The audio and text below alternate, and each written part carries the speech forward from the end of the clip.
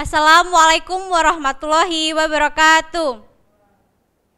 Selamat sore semuanya. Bagaimana kabarnya nih kalian yang ada di rumah, yang di perjalanan, dan dimanapun kalian berada? Semoga kalian diberikan keadaan yang sehat oleh Tuhan Yang Maha Kuasa. Sebelum mendatangkan narasumber kita pada sore hari ini, kita perkenalan terlebih dahulu. Nama saya Elisa Cipta Lestiti. Di sini saya sebagai moderator yang akan menemani kalian beberapa menit ke depan. Nah, mungkin gak usah lama-lama, langsung saja kita sambut moderator hebat kita pada sore hari ini, yaitu beliau Bapak Eka Rifki Fauzi.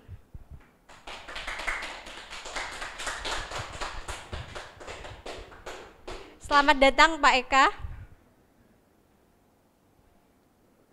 Nah, sebelum lebih jauh kita berbincang-bincang dengan Pak Eka, kita perkenalan dulu.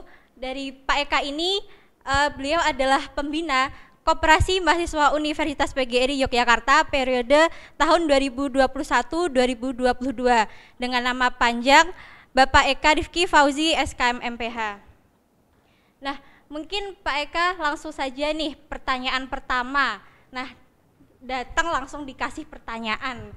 Yeah. Nah, mungkin Pak Eka bisa berbagi pengalamannya bagaimana sih awal dulu Pak Eka mengikuti lomba-lomba semasa kuliah. Oke, kenalkan dulu ya, nama saya Eka Rifki Fauzi ya, kalau di kampus biasa dipanggil Mr. F ya gitu ya. Oke, terkait pertanyaan dari Elisa ya, dari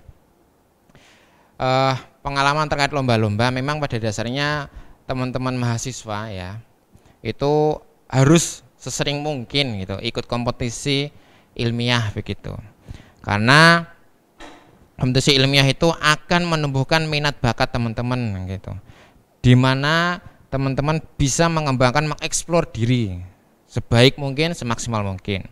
Nah, pengalaman pertama dari saya itu saat mengikuti kompetisi itu memang pada dasarnya dipengaruhi oleh lingkungan gitu. Saat itu senior termasuk teman-teman itu punya study club gitu, ilmiah gitu. Terus ketika ada lomba-lomba mereka ikut gitu, termasuk tidak hanya artikel ilmiah tapi poster ilmiah, terus lomba-lomba semacam kewirausahaan, terus pemberdayaan gitu. Salah satunya adalah teman saya yang bernama Ahadin Syarifuddin Fahmi ya. Beliau teman saya, kalau teman-teman bisa googling lah, dia luar biasa prestasinya, silahkan googling ya. Beliau adalah salah satu motivasi saya untuk mengembangkan diri dan ikut serta berbagai macam perlombaan begitu. Yang dimana memang prestasi saya lomba itu yang terbaik yang pernah saya raih adalah sewaktu tahun 2014, yaitu adalah lomba poster ilmiah ya di FKUGM saat itu. Di sana menyebut gelar juara 2, nah, itu yang terbaik ya. Yang agak turun downgrade itu adalah keterima pendanaan PKM ya, kewirausahaan tahun 2013 saat itu, didanai kurang lebih 9 jutaan gitu, hampir 10 juta lah saat itu, bersama tim ya jelas gitu. Jadi memang lingkungan itu berpengaruh ya, karena teori perilaku itu lingkungan itu pada dasarnya hampir 70%, 80% lah versi saya itu. Itu mempengaruhi pola pikir kita, mindset kita, dan berbagai macam kehidupan kita gitu, Elisa. Nah, itu pertanyaan yang pertama telah dijawab. Mungkin saya akan menanyakan kembali, untuk lomba sendiri itu mesti membutuhkan waktu yang cukup lama tergantung dari mahasiswa itu sendiri. Nah, dari Pak Eka sendiri, bagaimana cara Bapak agar tetap fokus dan semangat dalam mengikuti lomba-lomba yang diikuti gitu Pak? Oke, saya tak lepas masker ya. Silakan. Anda ditegur kan. Oke, yang tetap fokus itu adalah memang pada dasarnya satu hal ya teman-teman ya. Ada sebuah teori dari dosen saya ya, dari Pak Samsul Huda. Beliau adalah dosen FKM Undip, Departemen Promosi Kesehatan atau Ilmu Perilaku. Bisa di googling ya. Beliau pernah pernah bilang gini ke mahasiswanya di kelas saya terutama, teman-teman mahasiswa, cobalah kalian tuh membuat dream wall tentang impian-impian kalian gitu. Nah, ketika Mr. Samsul bilang begitu, saya bertanya, Pak, apa yang Anda sampaikan itu sudah saya lakukan pada saat saya di pesantren dulu tahun 2007 sampai 2010 gitu. Itu yang membuat saya fokus. Jadi impian-impian itu saya tempel di dinding, saya tulis di kertas, dan saya setiap hari berdoa, saya bersolawat karena saya muslim ya, saya solawat impian-impian saya sebelum saya berangkat ke sekolah, dan terus saya lihat setiap hari ya. Dan saya juga sering sholat tahajud waktu itu di pesantren ya, karena pesantren itu sangat ketat sekali, waktunya jam segini harus bangun untuk sholat malam, sholat subuh, jamaah dan lain-lain. Dan itu yang membuat saya sampai kuliah dan sampai saat ini itu masih saya berpegang teguh itu. Begitu. Jadi teman-teman kalau ingin fokus terhadap impiannya, pakailah dream wall ya. Tulis impian kalian di kertas dan tempel di dinding kamar kalian masing-masing. Nah, berarti lingkungan itu sangat mempengaruhi support system tersendiri ya Pak bagi Pak Eka sendiri. Iya, sangat jelas sekali. Nah, yang selanjutnya nih dari Pak Eka, apa cerita Bapak sampai mendapatkan beasiswa ke luar negeri itu? Apakah karena ini saya mengikuti lomba saya harus mendapatkan beasiswa itu atau bagaimana Pak? Oke. Yang pertama adalah teman-teman harus ketahui, tadi di awal saya sudah bilang lah, lingkungan itu sangat berpengaruh terhadap motivasi kita ya, berpengaruh tentang mindset kita begitu. Tentu ketika saya sudah di SMA sudah punya dream wall, cerita sedikit ya. Waktu di pesantren dulu tahun 2007 sampai 2010 itu saya punya dream wall itu keterima di Undip dan di UNES gitu. Apa yang terjadi? Tahun 2010 saya keterima di Undip dan di UNES. Ya meskipun saya masuknya lewat jalur mandiri, ujian mandiri saat itu. Di Undip saya ujian mandiri pertama itu saya keterima waktu itu, dan di UNES juga ujian mandiri saya keterima. Gitu. Dan saya alhamdulillah senang karena sesuai dengan dream wall saya. Bagaimana dengan setelah lulus dari pesantren? Wah, saya sama punya dream wall. Di tahun 2011 saya punya dream wall untuk kuliah di luar negeri gitu. Tahun 2011 gitu. Dan pada tahun 2012 awal 2012 itu saya sudah menentukan impian tertinggi saya, yaitu adalah saya ingin menjadi seorang profesor di usia 40 tahun ya, sekarang 30 tahun, 10 tahun lagi ya. Dan dengan beasiswa, artinya kuliah S2 saya dengan beasiswa, S3 saya juga beasiswa, dan postdoktoral saya nanti beasiswa. Dan alhamdulillah sudah tercapai satu di master degree saya dengan beasiswa full dari ASEAN Scholarship dari Chulalongkorn University of Thailand gitu. Nah, lingkungan tadi yang saya jelaskan sedikit itu adalah berpengaruh. Teman-teman saya yang ikut pertemuan pemuda tingkat nasional ya, baik di Cibubur dan di Bandung tahun 2013-an, itu mereka orang-orang luar biasa. Sebagian besar mereka lolos LPDP, lolos beasiswa ke luar negeri semua. Ada yang kuliah di UK, ada di kuliah di Netherlands, di Jerman, di US ya. Ternyata teman-teman saya yang ikut pertemuan pemuda di Bandung dan Cibubur itu luar biasa.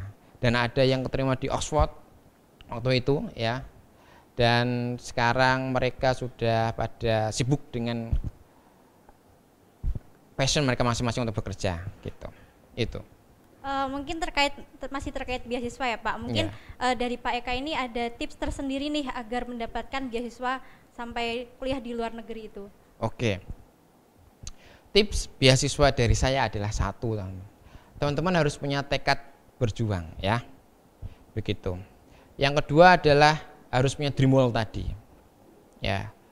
Tekad dan dream wall itu adalah satu kesatuan biar teman-teman itu selalu ingat bahwa impian itu harus diperjuangkan. Sebenarnya kalau teman-teman itu bucin ya sama pacarnya atau sama pasangannya, itu pasti kan diperjuangkan terus ya, bisa sampai halal gitu ya. Nah, sama, impian pun sama. Apapun impian teman-teman ditulis di dinding kalian, di kertas, terus ditempel dinding, lah, terus perjuangkan itu. Memang setiap perjuangan itu lika-likunya banyak ya, tidak mudah. Karena Mr. F itu dulu pernah gagal LPDP sampai wawancara ya.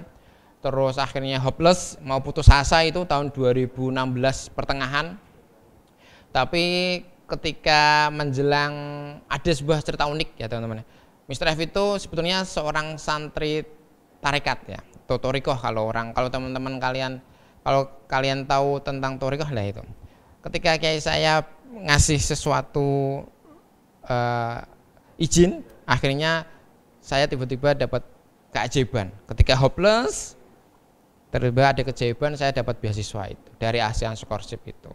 Jadi apapun masalah dan kendalanya, tetap minta restu dari orang tua dan guru ngaji kalian ya. Karena doa-doa mereka yang menentukan keberhasilan teman-teman juga gitu. Selain perjuangan teman-teman. Karena ingat, doa dari orang tua itu adalah yang utama gitu.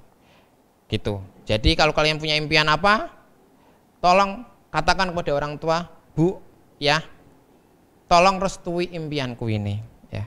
Apapun keputusanku terkait impianku, tolong direstui dan didoakan.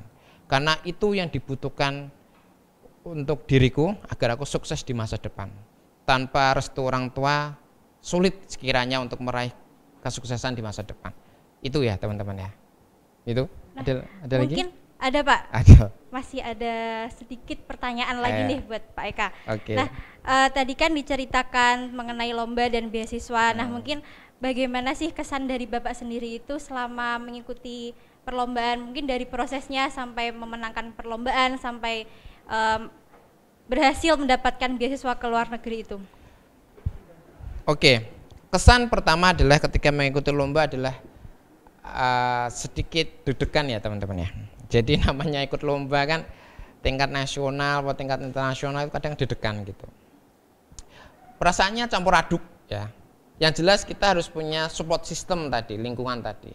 Untungnya saya punya teman-teman yang agak gila dalam arti gila ide, gila begadang, karena ngerjain proyek itu kadang begadang sampai pagi ya. Memang begadang itu nggak baik untuk kesehatan ya. Tetapi dalam meraih impian kadang begadang itu perlu gitu. Begitu. Dan pada saat itu sering lembur juga untuk membuat proposal untuk perlombaan, dan akhirnya memang ada yang tembus sampai didanai, ada yang sampai juara, dan banyak yang gagal gitu. Jadi kegagalan itu adalah sesuatu hal yang lumrah gitu. Karena ada sebuah teori dari seorang pengusaha gitu. Saat itu saya ikut konferensi ya, atau semacam seminar lah perusahaan. Dia bilang begini, teman-teman mahasiswa sekalian, kalian itu punya jatah gagal. Maka habiskanlah jatah gagal kalian di waktu masih menjadi mahasiswa. Semudah mungkin dihabiskan masa gagal kalian. Karena kenapa? Ketika masa gagal kalian habis, yang akan kalian panen di masa depan adalah sebuah kesuksesan gitu. Jadi termasuk beasiswa, saya jadi gagal, daftar ini gagal, dan akhirnya saya mendapatkan beasiswa itu. Begitu. Ya memang tidak bisa dipungkiri bahwa setiap perjalanan itu ada masalah. Jadi tekad itu adalah penting teman-teman. Kalau nggak punya tekad yang kuat, nanti tergerus masalah terus melipir, putus asa. Akhirnya apa? Impiannya hanya terbuang sia-sia, hanya di dinding doang, nggak diperjuangkan. Begitu. Maka mumpung masih muda, habiskan masa gagal kalian. Oke ya. Nah, tadi kan di awal sudah disampaikan ya teman-teman terkait dengan Pak Eka ini pernah memenangkan lomba poster dan alhamdulillahnya mendapatkan juara 2. Nah, dari Bapak sendiri ini mungkin bisa diceritakan sedikit kisahnya, mulai dari lombanya itu di mana, sama siapa gitu Pak. Oke, terkait lomba yang pernah saya juarai sama tim saya, itu saya bersama tim. Yang pertama itu adalah Rahman Ramadana ya. Sekarang beliau kerja di daerah di Sumatera ya. Terus teman saya yang kedua adalah Ahedin Syarifuddin Fahmi ya. Dia seorang aktivis. Wah, keren sekali ya dia. Googling ya. Itu adalah teman saya. Sewaktu tahun 2013 itu yang mengirim posternya. 2014 pengumuman, dan akhirnya kita harus presentasi di UGM. Lombanya itu di FK UGM. Yang membuat memperakrasir lombanya itu seingat saya adalah Prodi Gizi FK UGM saat itu. Kalau seingat saya itu ya. Terus di sana agak heran gitu. Agak herannya adalah kita itu terlalu terlalu tinggi percaya dirinya, wah kita nih juara satu nanti bro. Kita pasti juara satu gitu. Tapi ada sebuah celah kesalahan sedikit ketika kita presentasi, dan itu yang membuat kita tergelincir dari juara satu menjadi juara dua. Itu sih prediksi dari kami dari awal, kita terlalu itu over confident gitu ya. Tapi ya namanya anak muda sih nggak masalah, yang penting kan masih bisa juara gitu. Itu sih. Nah, mungkin pertanyaan lagi Pak, apa sih yang seharusnya dilakukan sama mahasiswa itu dari PEK sendiri? Selain mahasiswa itu harus belajar tentang akademik, harus ikut organisasi, mungkin dari Pak Eka ini ada cerita apa sih yang harus dilakukan sama mahasiswa itu selain belajar akademik begitu? Oke, dulu Mr. F adalah seorang pengembara ya. Artinya Mr. F itu lebih suka kegiatan kampus itu yang berbau kepemudaan. Artinya kalau ada kegiatan pertemuan pemuda itu senang sekali. Begitu. Jadi teman-teman itu kalau sebisa mungkin ya, itu adalah mengikuti kegiatan pertemuan pemuda gitu. Dulu Mr. F pernah ikut project Isaac Undip tahun 2013 gitu. Dan Mr. F pernah beberapa kali, 2 kali hanya, itu ikut proyeknya Isaac Undip. Karena volunteer yang mau ikut proyeknya Isaac Undip itu seleksinya ketat sekali gitu, nggak mudah teman-teman, gitu, nggak mudah. Dan akhirnya Mr. F bisa lolos itu, wah kok lolos ya? Gitu. Akhirnya termotivasi dari sana, punya teman banyak ya, dan akhirnya dari teman banyak itu kita punya relasi yang banyak. Dari relasi itulah timbul semacam networking yang bagus. Kita bisa berkolaborasi dalam berbagai macam bidang ya, perlombaan, termasuk informasi beasiswa apapun itu bisa gitu. Dan orang-orang yang masuk organisasi seperti itu bukan orang-orang mahasiswa sembarangan teman-teman ya, karena mereka seleksinya ketat sekali. Mereka adalah orang-orang luar biasa. Maka jadilah mahasiswa yang luar biasa ya, bukan mahasiswa yang kupu-kupu, kuliah pulang.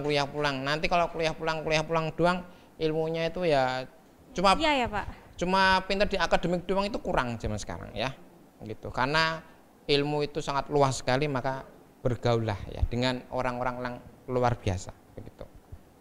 Nah, mungkin ini ada pertanyaan lagi Nak, terkait dengan apa sih yang harus dilakukan mahasiswa? Mungkin mahasiswa itu harus menggali minat dan bakatnya itu ya Pak. Semasa kuliah kita harus mencari jati diri, harus perbanyak relasi, begitu ya Pak?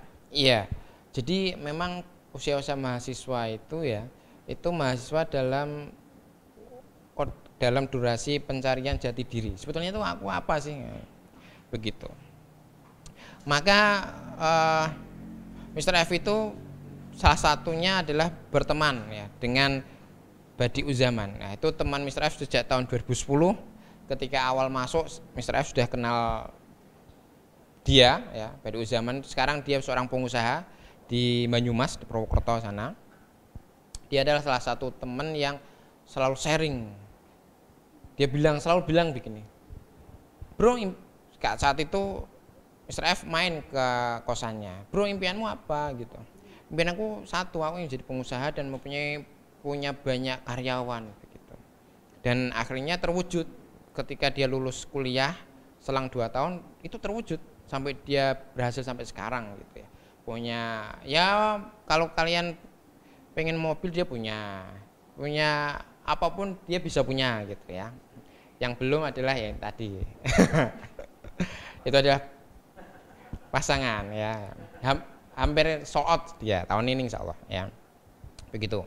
Lah Badi Uzaman itu kurang lebih dia teman-teman saya yang selalu memotivasi saya. Si impianmu apa? Impianku sudah tak putuskan bro, ingin jadi profesor gitu. Iya, kalau kamu ingin jadi profesor itu kamu harus memperjuangkan impianmu itu. Kamu harus sering ikut hal-hal yang berbau ilmiah gitu. Kalau aku berbau-bau bisnis, wirausaha gitu, begitu. Jadi teman-teman, ayo kita mengeksplor diri dengan hal-hal yang positif ya, begitu. Karena zaman sekarang tantangannya itu banyak ya, dan tantangan yang negatif juga banyak. Jadi teman-teman harus bisa memilih hal-hal yang positif untuk kemajuan sesuai dengan impian teman-teman sendiri. Nah, mungkin terkait dengan bakat, dengan minat para mahasiswa ini kan mungkin banyak apa ya Pak, kegagalan yang ditemui di tengah jalan, ada rintangannya. Nah, dari Bapak sendiri bagaimana cara mengatasi kegagalan tersebut? Oke, untuk mengatasi kegagalan ya, satu teman-teman, belajar dari teman kita atau senior kita atau orang lain yang sudah pernah berhasil. Dulu Mr. F sempat sempat hopeless gitu ya. Ketika mendengar teman-teman Mr. F itu keterima di Rusia, di US, kok mereka gampang sekali ya gitu. Itu tahun 2015 saat itu. Kok mereka gampang sekali ya. Sedangkan aku sering gagal, ini gimana gitu. Dan akhirnya Mr. F tanya gitu. Dan mereka tuh lumayan agak pelit ditanya ya. Agak pelit sekali ditanya gimana caranya gitu. Terus akhirnya Mr. F menganalisis jawaban dari mereka dan mendapatkan sebuah kesimpulan begitu. Oh, caranya begini. Oke. Dan akhirnya Mr. F lakukan ya, dan akhirnya berhasil sampai keterima itu di Chulalongkorn itu. Tapi memang ada sebuah keajaiban. Mr. F itu juga alumni Pari Kediri ya, itu. Dulu Mr. F belajar di sana ya. Dan ketemu seorang bapak-bapak yang sudah keterima beasiswa di Jepang, di Tokyo kayaknya. Dia seorang engineer ya, dia juga seorang dosen juga. Beliau ngajari Mr. F gitu. Ketika Mr. F tanya ke teman-temannya sebaya itu yang pelit itu, jawaban yang spesifik itu gimana pelit gitu. Dan akhirnya Mr. F tahu, diajari bapaknya itu bagaimana cara tembus untuk dapat beasiswa itu. Minimal rekomendasi dari profesor ya. Nah, begitu. Dan Mr. F berjanji pada diri Mr. F, ketika teman-teman mahasiswa atau orang lain yang butuh dampingan Mr. F untuk meraih beasiswa misalnya, dari pengalaman Mr. F akan berbagi itu. Dan Mr. F tidak pelit untuk informasi gimana caranya, tidak. Tapi ada beberapa syarat gitu ya. Syarat pertama tentu lulus ujian bahasa. Kalau pengennya ke Eropa, tentu IELTS-nya harus misal 6,5 atau 7. Itu harus ditunjukkan ke Mr. F. Baru Mr. F akan ngasih ilmunya. Tapi kalau belum ada syarat itu, Mr. F kurang berkenan. Karena ilmu yang Mr. F dapatkan secara pengalaman itu susah gitu. Jadi untuk mendapatkan ilmu dari Mr. F juga harus ada syarat-syarat itu. Misal di Universitas Thailand, misal dia butuh TOEFL ITP-nya 550, ya tunjukkan, Mr. F saya punya TOEFL 550 nih, mau daftar di sini. Oke, tak tunjukin. Kita bisa Zoom meeting, GMAT. Sekarang kan nggak harus ketemu offline kan, kita bisa lewat online gitu kan, begitu. Itu ya kalau dari Mr. F gitu. Nah, satu lagi nih Pak, mungkin apa sih motivasi hidup yang dimiliki oleh Pak Eka ini sampai bertahan sejauh ini, masih berproses? Oke. Mr. F itu mempunyai sebuah idealisme ya. Dulu waktu Mr. F itu seorang aktivis di Senat Mahasiswa FKM Undip tahun 2011, dan Mr. F juga dulu ikut Racana Diponegoro ya, meskipun gagal menjadi seorang anggota Racana Diponegoro ya, karena ya ada konflik gitu waktu itu.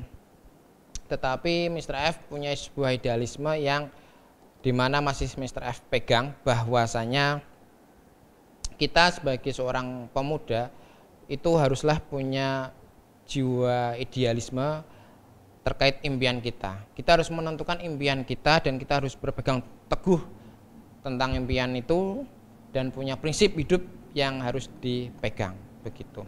Termasuk Mr. F itu kalau ingin menikah pun calon pasangannya itu juga harus mengikuti rule-nya Mr. F gitu. Karena Mr. F bisa bertahan sampai saat ini karena idealisme dan prinsip hidup Mr. F gitu.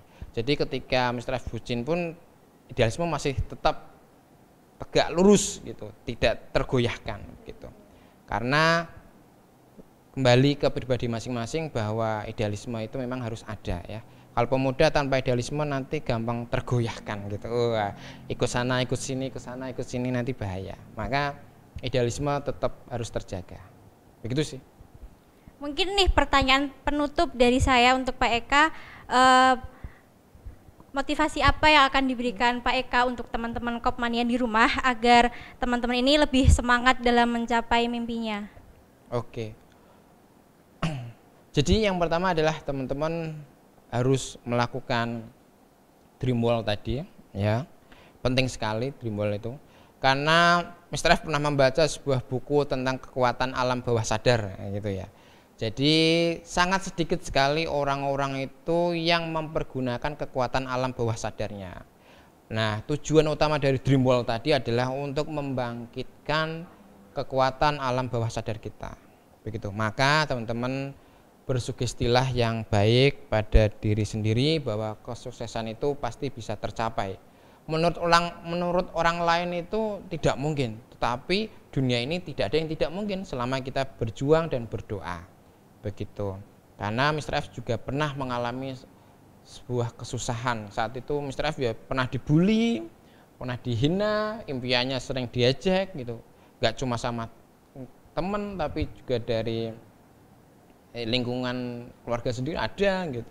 Jadi ingatlah selalu bahwa perjuangan kita itu untuk meraih impian tidak ada yang sia-sia ya. Tetap semangat berjuang dan dream wall-nya ya. Nanti kalau dream wall kalian terwujud tolong Mr. F dikabari ya. Semoga menginspirasi. Siap nih, dikabarin secepatnya ya, Pak. Iya. Nah, mungkin sampai di sini bincang-bincang kita pada sore hari ini teman-teman. Semoga yang disampaikan sama Pak Eka tadi mengenai motivasi ikut lomba, ikut beasiswa sampai di luar negeri mungkin menjadi motivasi kita semua. Dan mungkin ada close statement nih dari Pak Eka untuk teman-teman Kopmania di rumah. Close statement dari Mr. F adalah berbuatlah kebaikan kepada seluruh makhluk Tuhan ya. Tidak hanya manusia, tidak hanya pada hewan tapi tumbuhan juga. Karena kebaikan sekecil apapun itu akan dibalas oleh Tuhan. Begitu. Karena Mr. F sudah membuktikan keajaiban kebaikan itu pada diri Mr. F. Sekian. Baik, terima kasih Pak Eka yang telah meluangkan waktunya dan berbagi pengalaman bersama kita semua. Mungkin sekian dulu dari podcast pada sore hari ini. Saya sampaikan terima kasih kepada Mr. F, nih sapaan dari Pak Eka yang telah berkenan. Nah, akhir kata saya sebagai moderator undur diri dan mengucapkan permintaan maaf kepada Mr. F dan mungkin teman-teman sekalian. Akhir kata, wassalamualaikum warahmatullahi wabarakatuh. Sampai jumpa di podcast selanjutnya.